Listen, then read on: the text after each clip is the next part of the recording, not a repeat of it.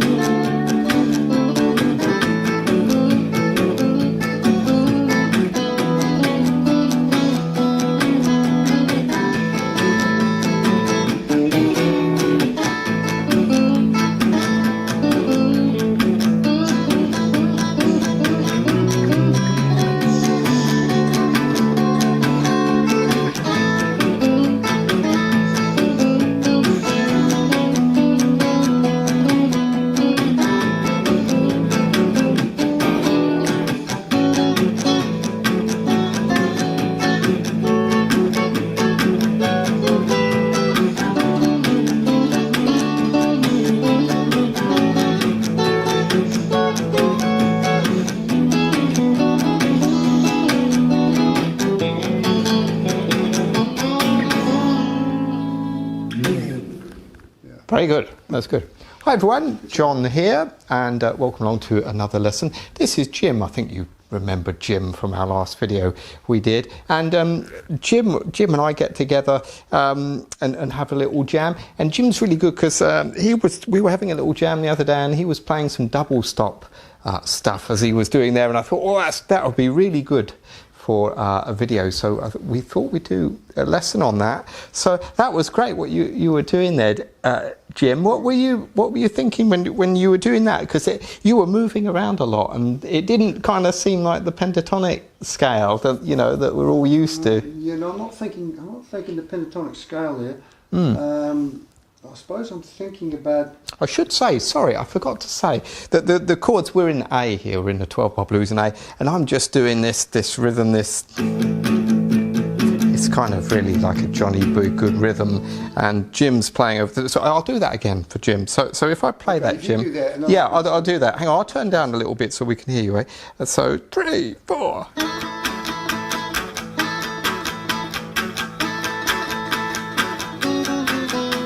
That's great. So now John's on the A chord. So the A chord, the top two strings of the A chord are these two. So that's all I'm doing is just playing the top two strings of that chord. And then when we go to the D, let me go to the D. I'll go to the D. We're going to go to the D. So to join the A to the D, I'm cueing it in, so which is over the A7 to take you to the D. So there's your D chord. So you can muck around there all day as long as you've got that shape. And then it comes back to the A. But instead of just doing that all the time, I went...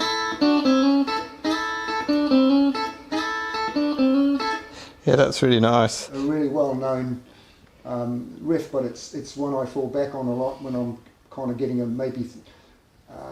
little bit lost about what's coming up next. And then we go to the E.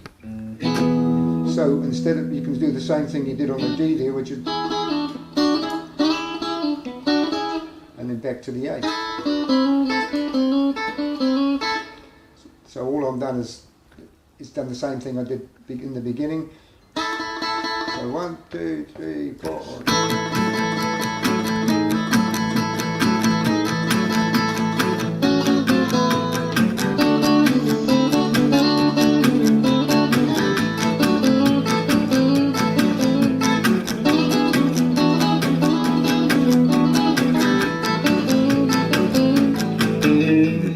Turn it round, but so that's all I'm doing there. Yeah, that's great. That really fills out the sound, doesn't it? Because when you play normal, Yeah. pentatonic thing, it kind of, when you've got used to that, those double stop ideas, and then you leave that behind, it sounds a bit empty somehow, doesn't it? Yeah, the double stops certainly fill it up. So we went round 3 times there, didn't we? So the first time, should we do that again? I'll play that again. That was the first time round you did. And then you did something different each time, didn't you? I tried to think of something else. Yeah. So I'll play that first time around. So I'll keep it going, see if it brings something to mind. 2, 3, 4.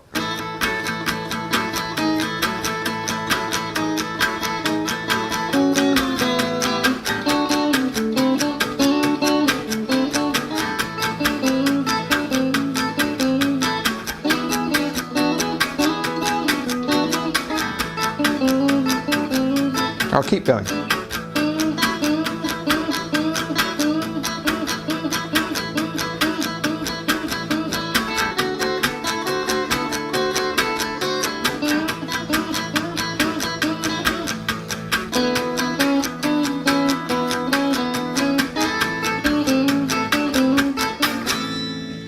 okay. Yeah. So that time we did much the same thing as that we did the Chuck Berry,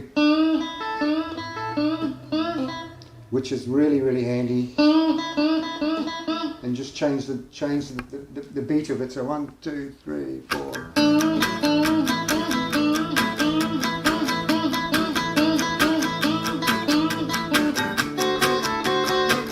Okay, stop there, John. Okay. So when we go to the A, we'll go to the D. We're actually playing. That would be your D7. So we're just playing those top 2 strings. So we're going.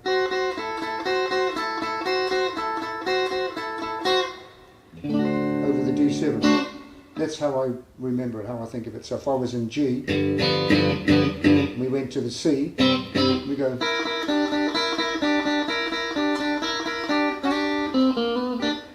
And if you're in G, so if you're in A,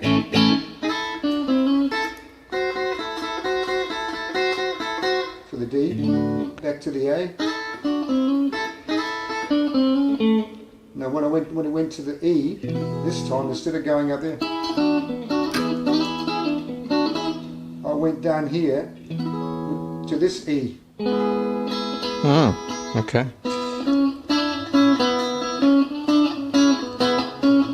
Yeah, that sounds great. That's not one that you'd immediately kind of think of, is it? That shape really, there. Really handy. So that shape is what's So that shape, Jim? It's your E chord. Mm-hmm.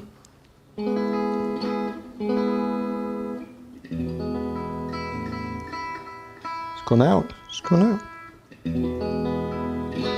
Your E chord. And so I'm just playing the E chord as that. Oh yeah, that sounds great. So if you think of that as your E chord, cage system, and then if I wanted to do that, say in say in G, so your same shape, but up here up to your G chord up here of that same shape. So how do you know, Jim, when you're playing this shape here, when you're doing this one, how do you know that? How do you go by that? How do you know that's an E for you? How do you visualise that? Okay, that's using the cage system, which is another thing you really need to know that, I think, anyway, because we all know our open D chord. Now, if you shift that up, you got D sharp. Yeah, okay. And if you keep going in D sharp, F sharp, G. Yeah, that's so great. Can you come all the way up here and you've got C, just using that same shape.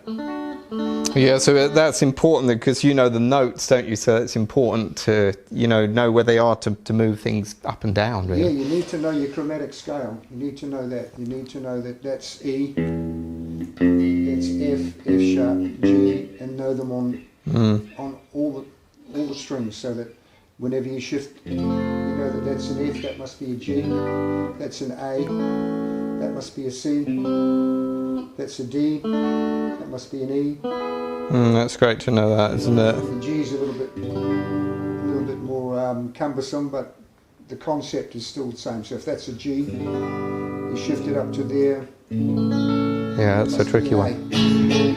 But we wouldn't play it like that. It just means we can all those riffs in the open G.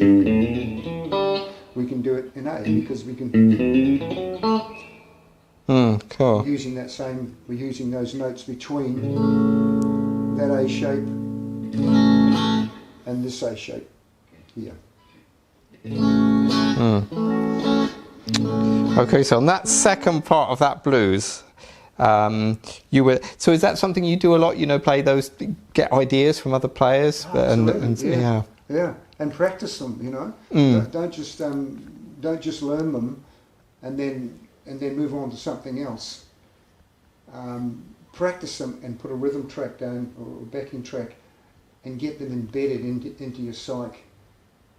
And then, as soon as you can, when you're playing with your mates or whatever you're playing at some club somewhere, put them in there, and then keep doing it. You can drive everybody crazy, but yeah. gradually it becomes second nature to you, and that's your little bag of tricks that you call on. Your bag of tricks gets bigger as you go on. Yeah, I like what you said earlier about that Chuck Berry riff, because you were playing that lick, but you weren't playing it the same. You changed the rhythm, hadn't you? And do that again, Jim. Do you remember what you did? 2, 3, 4.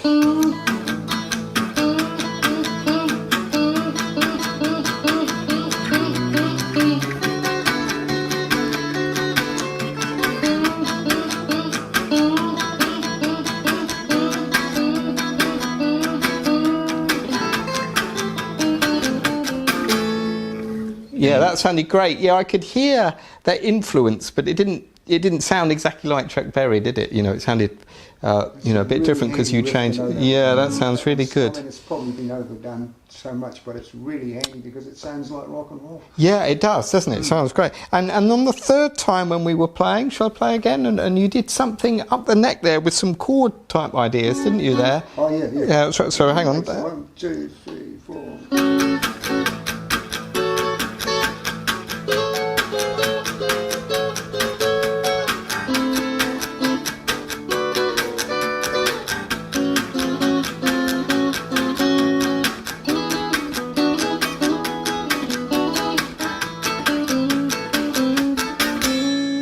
Yeah, that was great. I like those chord ideas. They sound really good, because sometimes you hear that, don't you? You hear people doing lead lines and then they go into chords, and you kind of think to yourself, what's he doing there? How does he know so many chords? How do you know so many chords, Jim? Yeah, they're interesting. Yeah, they're really cool. 6. Yeah, there's 6, are they? Okay. Yeah, I guess how would you explain those, John? I think that's what they've got. They've got a root third and the 6th note from the major scale, haven't they? I think so. We're in A, right? So it would be an F sharp. Yeah. That one there is your F sharp there. Sorry if you can see me on my camera there. So you've got A, F sharp, and C. So you're playing those ones. So if I'm playing an A there, how do you know so many ways to play that chord? Because if I'm doing this, Jim.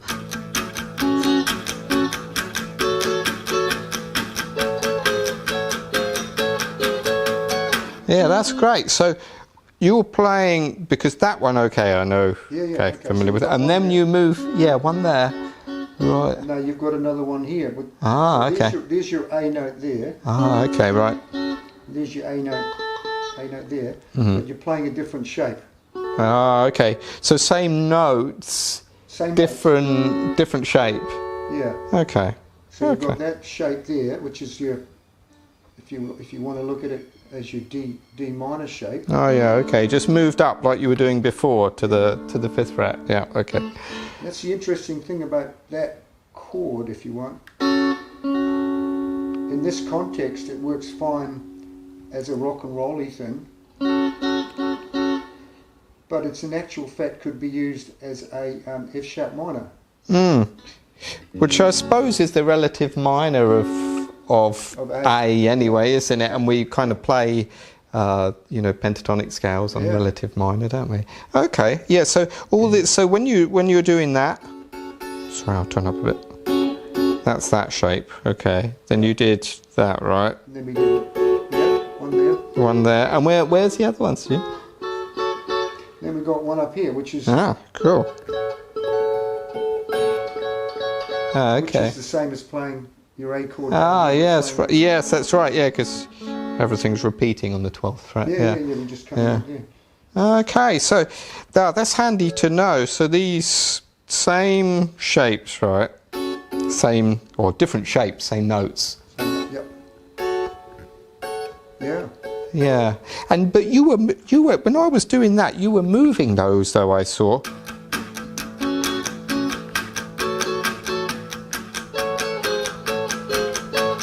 You're going to D.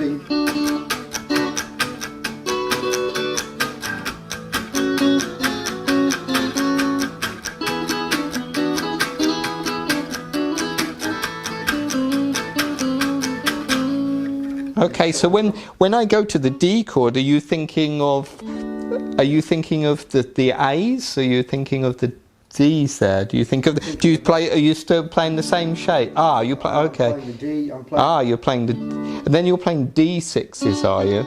Yeah, I'm playing. Yeah, I shape see. here, over that I chord. see. Yeah. And then I'm thinking, where's the other D up here? Oh, there's the other D. Right. So now I need to play that shape again, Yeah. which I was playing over that A chord, E shape, and I'm playing that shape there. So now I've gone to the D, so I'm D chord, E shape, and I'm playing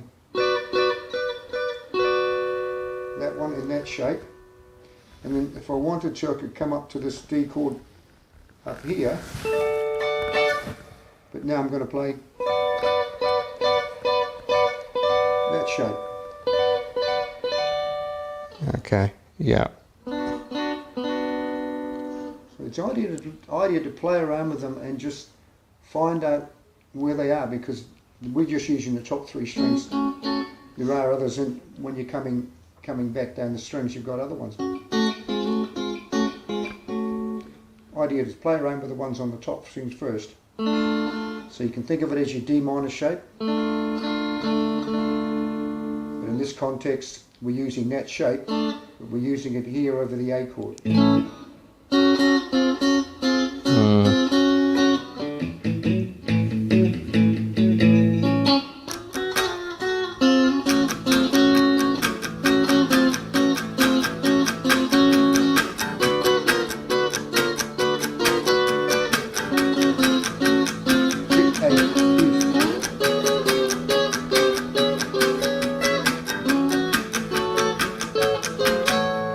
Oh, nice. Okay. Does that make that clear? Yeah. So when you're moving those shapes there, you're keeping in mind kind of where those A notes are. So if you're an A, and then when you go to the D chord, you're thinking of there's the D note. Is that right?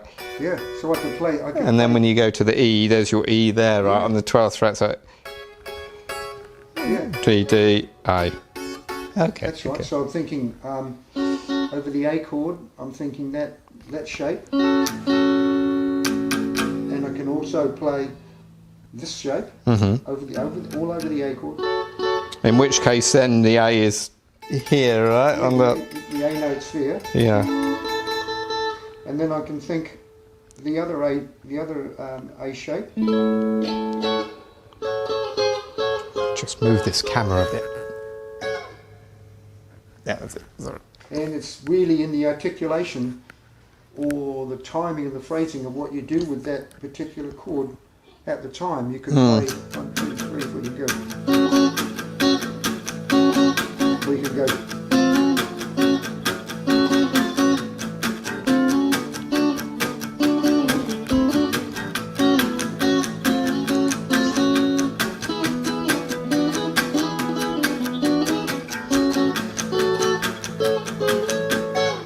Yeah, that's great.